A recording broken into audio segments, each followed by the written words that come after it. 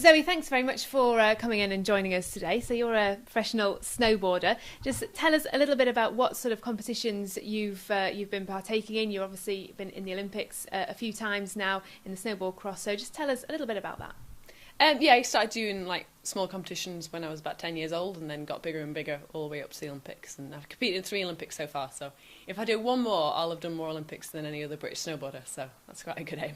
Really, so snowboard cross for women, is it just for women is a fairly new thing for the Winter Olympics? For men as well. The event got put in 3 Olympics ago, was the first time in 2006. So yeah, you've got kind of like the alpine skiing and everything that's been in for hundreds of years. But yeah, the snowboard cross is very young. And so what got you into snowboarding in the first place? I went out on winter holidays every winter since I was like 3.5 or so with my parents and my family. Started skiing right away, and then when I was 10, I sort of fancied something a bit new, and my elder brother was snowboarding, so I thought, I'll copy him. So yeah, I gave it a go, and I think I've only skied for about 3 days since. Wow, and obviously it's quite exhilarating competing in these kind of competitions. How difficult is it to go through all the training before you go into a competition? The training is pretty tough. I mean, through the summer, I'm kind of building my fitness, doing lots of stuff in the gym, and then, yeah, all through the winter out on kind of all sorts of weathers and everything, just kind of honing the technique and everything. And lots of travelling, which is brilliant. I get to go to lots of different places, but an awful lot of time spent on planes and in buses and trains and cars and any other sort of mode of transport you can think of.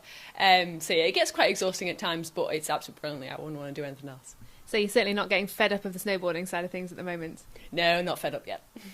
Great. So also you're quite a businesswoman, aside from snowboarding as well, and you set up a couple of businesses, but your most recent one, just tell us a little bit about this new venture that you've started. It's called poundshaveclub.com, and I took an idea that I saw working over in the US that no one had done over here, so I thought, right, well, I might as well start over here. So I've launched this, and basically you sign up to the club, and then we send you fresh razor blades every month. So in your first package you get a handle and 3 blades, and then after that you get 4 blades. So you've always got a new one to use once a week, basically. So they're all sort of, brand new. It's a bit like putting new socks on in the morning. It's awesome that you get a new razor blade every week. And they're really good quality, but yeah, really good price as well. So they go from £1 a month is the cheapest one, up to £5 a month, plus postage and packaging. So compared to like £10 or £15 in the shop for the same sort of quality thing, you can get it a lot cheaper, but yeah, still really good quality. And so how do people go about getting these delivered to them?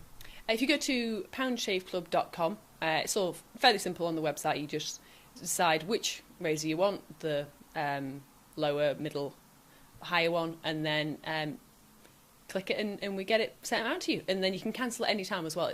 We don't sort of make you call up some foreign land and talk to someone for 5 hours to cancel it. It's one click on the account on the website. If you don't like it, just cancel it. It's fine. And why did you sort of want to do something on the side of snowboarding? Why did you want to venture into different businesses? Was it just to keep you busy, or was it for money purposes, or? A bit of both, really. I mean, it's good to have a steady funding stream in there, so kind of money come in and it'll help me go to more training camps, more competitions, that kind of thing. But certainly with the Pound Shave Club, it's a really good business idea as well. So I'm really excited about doing it just purely as a business thing. If I wasn't snowboarding, I'd still be doing it anyway. No question about it. I love the sort of the business side of it, and I'm really excited about how well I've seen it working in the US. So I expect it to work really well here. And you mentioned just before that there's a few sort of transferable skills between being an athlete and being a businesswoman. Tell me a bit about that. Yeah, it's a surprising number, actually. I mean, being competitive actually kind of really helps as well, sort of not backing down from a fight, sort of thinking outside the box as well, thinking about different things that other people might not have thought of to do. So that's one thing as an athlete you've got to do. You can't just copy people the whole time. You've got to think of your own stuff.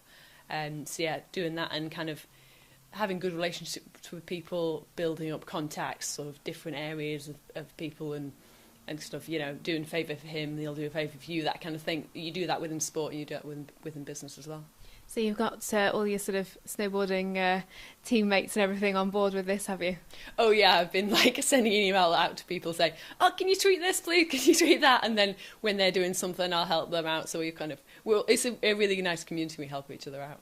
That's great. And so what's coming up next for you? What's in the pipeline? I'm taking it a bit easier this summer, just finished the Olympics, so kind of just doing sort of maintaining training, but nothing too crazy. I just got married a couple of weeks ago, so going on a honeymoon in a few weeks as well, so I'm really excited about that. It's going to be awesome. Whereabouts are you going? Going to Thailand. Lovely. So have to wait until end of October to go because it's kind of rainy season there right now. So there's a bit of a gap of like 2 months between the wedding and the honeymoon, which is a bit odd, but whatever. I've never done things normally, so that fits. And yeah, come back from that and then pretty much jump straight into the season. Out on snow in December time, got the World Championships in January, but that'll probably be the only competition I'll do this season, maybe a couple of other sort of smaller ones, but mainly concentrating on training this season. And where's your sort of favourite place to train? Wherever's good, really. I train all over the place. I train Austria, France, Switzerland. I really like snowboarding in Whistler. It's not a particularly good place to train. They don't have a snowboard cross track or anything, but it's a really nice resort.